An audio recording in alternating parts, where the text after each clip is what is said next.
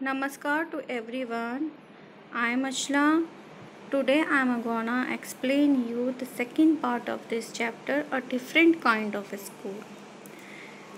First part में हमने मैंने बताया था कि जो ऑथर थे वो एक स्कूल गए थे और उन्होंने वहाँ के सिस्टम में बाकी स्कूल्स के अकॉर्डिंग अलग सिस्टम देखा।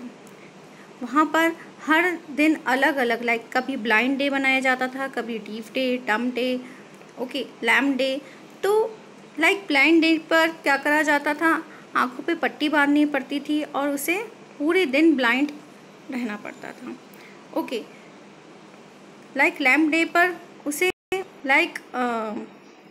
लैम्प बिना लेग के ऐसे ट्रीट करना था, अपने लेग्स को बांधना पड़ता था और हॉपिंग करके, जंप करके इस तरह से उसे पूरा दिन निकालना पड़ता था। ठीक है, जैसे उसका एक लेग नहीं है। हमने ये सारी चीज़ें पढ़ी थी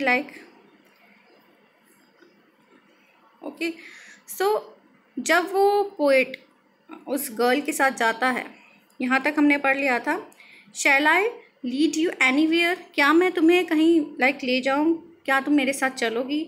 आई आस्क, उसने पूछा उस ऑथर ने।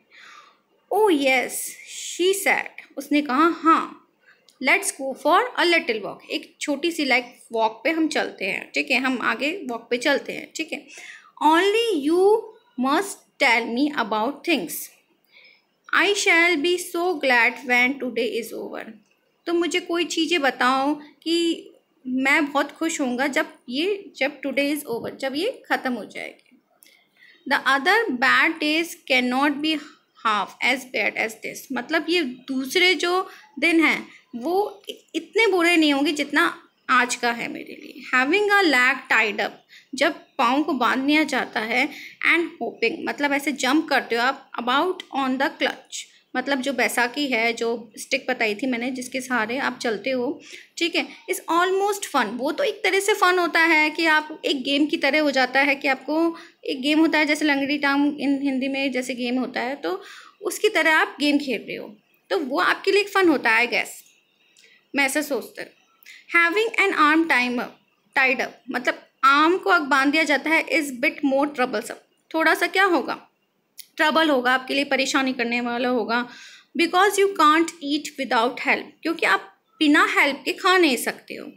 Things like that, I don't think I will mind being a deaf for a day, at least not much.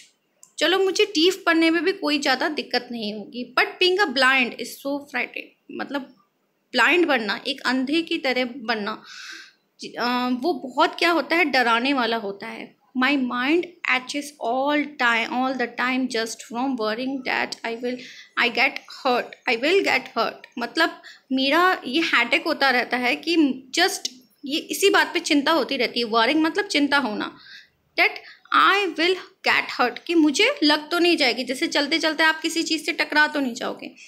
Where are we now, मतलब हम कहाँ पर हैं? In the playground, I said, मैंने कहा प्लेग्राउंड में। We are walking towards the house, we are मतलब हम कहाँ जा रहे हैं, हाउस की तरफ जा रहे हैं। Miss Bean is walking up, वो वॉक कर रही है, and down the garden with a tall girl, और वो नीचे की तरफ आ रही है एक लंबी सी लड़की के साथ। ठीक है, that is the girl wearing, what is the girl wearing? So उससे पूछा कि गर्ल ने वेयर क्या कर रखा है। माई लिटिल फ्रेंड आस्क, मेरे लिटिल फ्रेंड ने क्या करा, आस्क करा, पूछा। A blue cotton skirt and a pink blouse, उसने एक ब्लू कलर की क्या पहन रखी है, कॉटन की स्कर्ट पहन रखी है, और एक पिंक कलर का ब्लाउज, जो ऊपर जो टी शर्ट टाइप या ब्लाउज टाइप आप समझते हो, जैसे स्कर्ट के ऊपर पहना जाता है, उसे ब्लाउज कह रखा है। यहाँ पर तो पिंक कलर का पहन रखा है। आई थिंक इट्स मिली, मैं ऐसा सोचती हूँ कि ये मिली होगी। शी सैड, उसने कहा उस लड़की ने।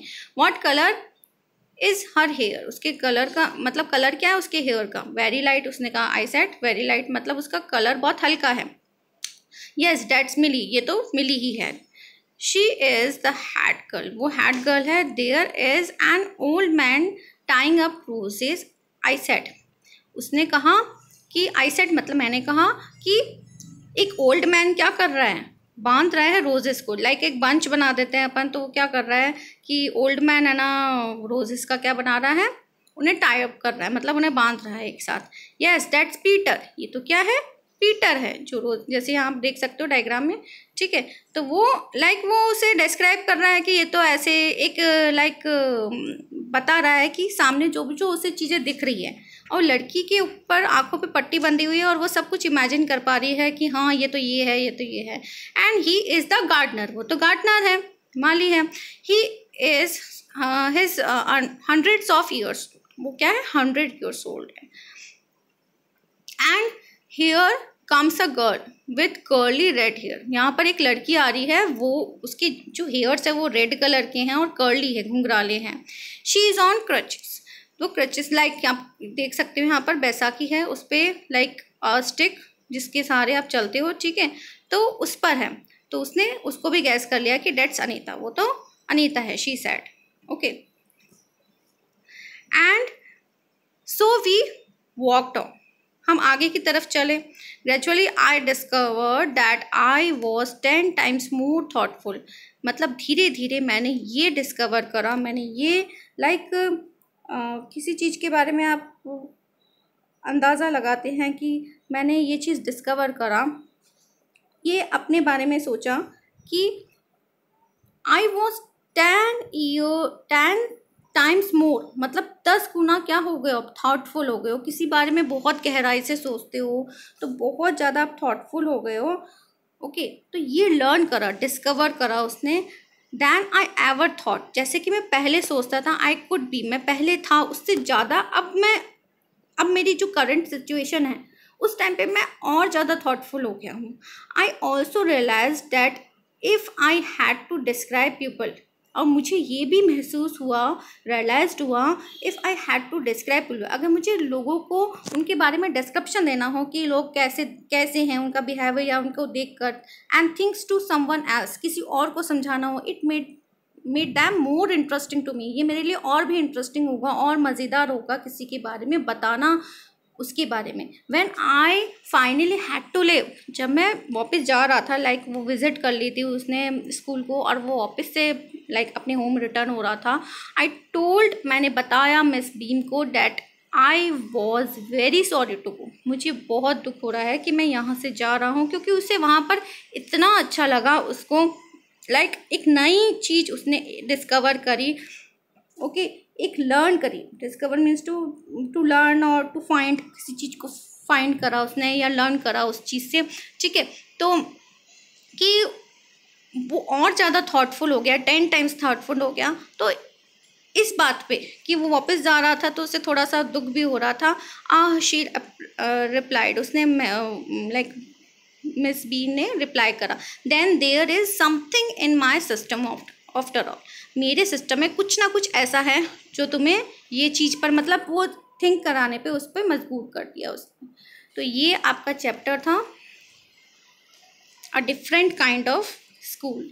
तो इस तरह के स्कूल के बारे में इस चैप्टर में बताया गया था, मतलब आपको काइंड लोगों की दुख को, लोगों की मिसफॉर्च्यून पे जो उनके साथ इंसिडेंट हुआ है उसको महसूस करने के लिए, शायद ही ऐसा कोई स्कूल में करते होंगे, एक अलग सा ही स्कूल था ये। So this is your chapter a different kind of school. Okay students, bye bye. In next lecture we will discuss the next chapter. Till then, bye bye.